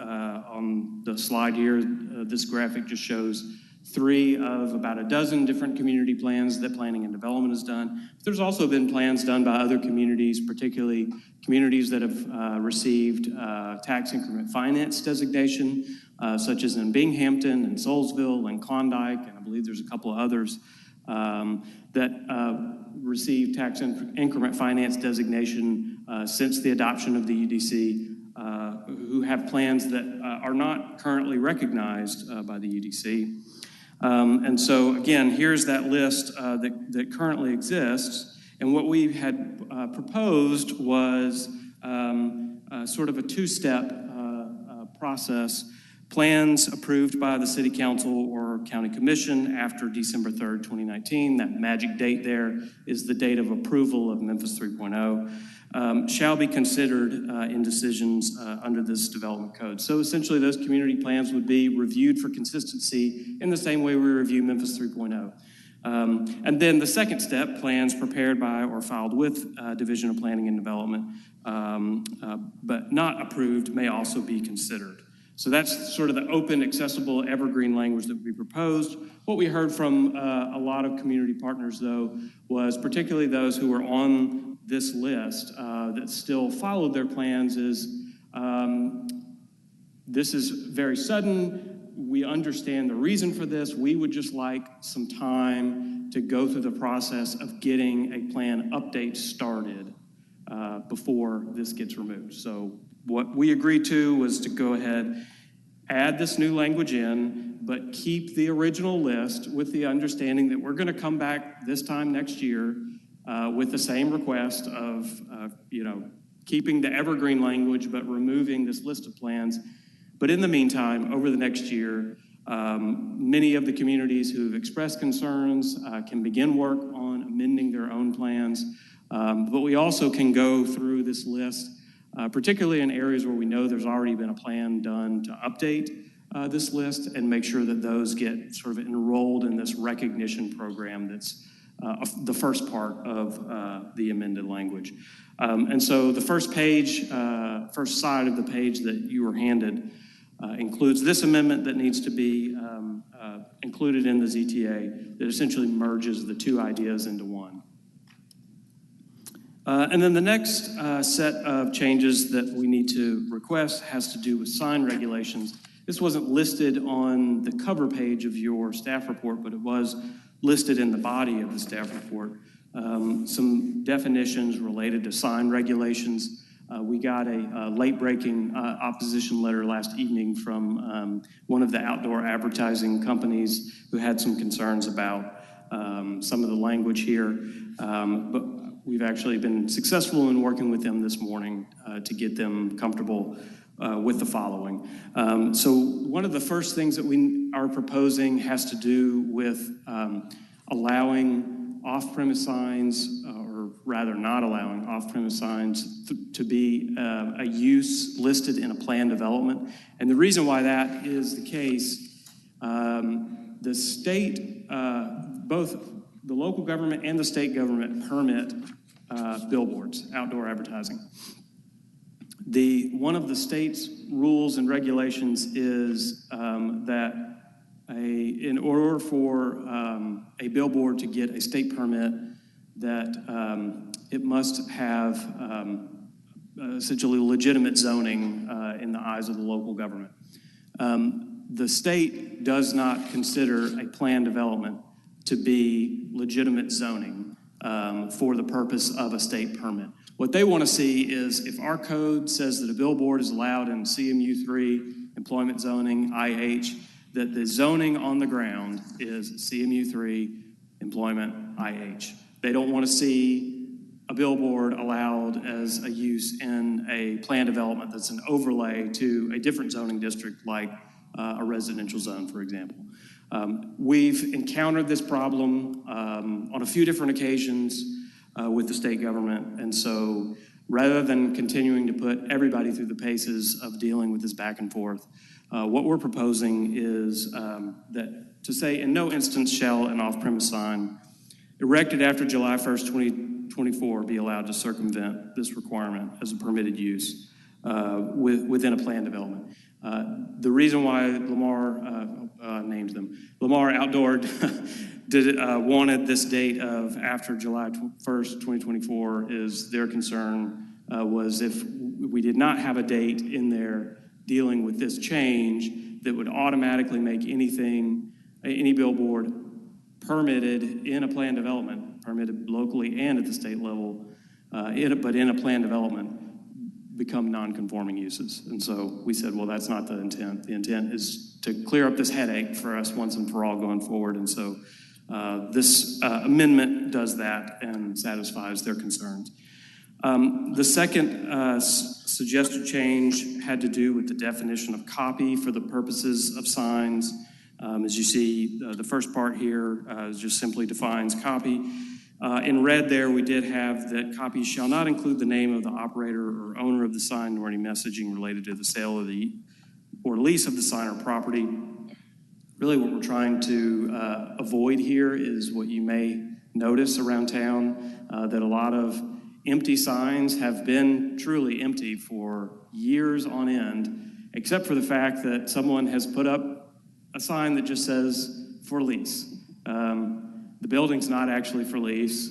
The sign, hasn't had any takers, if it's an off-premise sign, hasn't had any takers in years. And so otherwise, they're circumventing the non-conforming provisions of the code simply through that.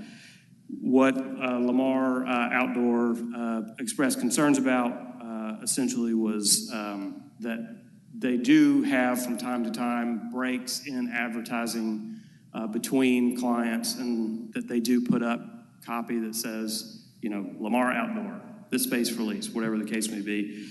The intent is not to try to go after every instance. The intent is to give us the ability to enforce the code when, essentially someone has slapped up a sign that says rent me and it stays up there for 2 to 3 years. We want to be able to just go ahead and remove that sign because in a lot of cases, those signs are in, more neighborhood locations. The sign structure may be of lower quality, and we'd like to be able to enforce the code. So working with them, we are suggesting replacing that sentence that's struck there in red and with the sentence in green, and then also adding a new 4.9.15 F1C3, which has to do with the discontinuance of non-conforming signs, to just simply say that copy or sign face displaying the leasing or selling of the sign is essentially, if it's not removed or replaced after 365 days, that it is deemed discontinued and can be cited for removal. And so again, they've agreed to those changes, and so all we need from the board is when you move approval of this CTA to move approval as amended, as requested by the staff. Happy to answer any questions about my two items or kick it to Brett for anything that he presented.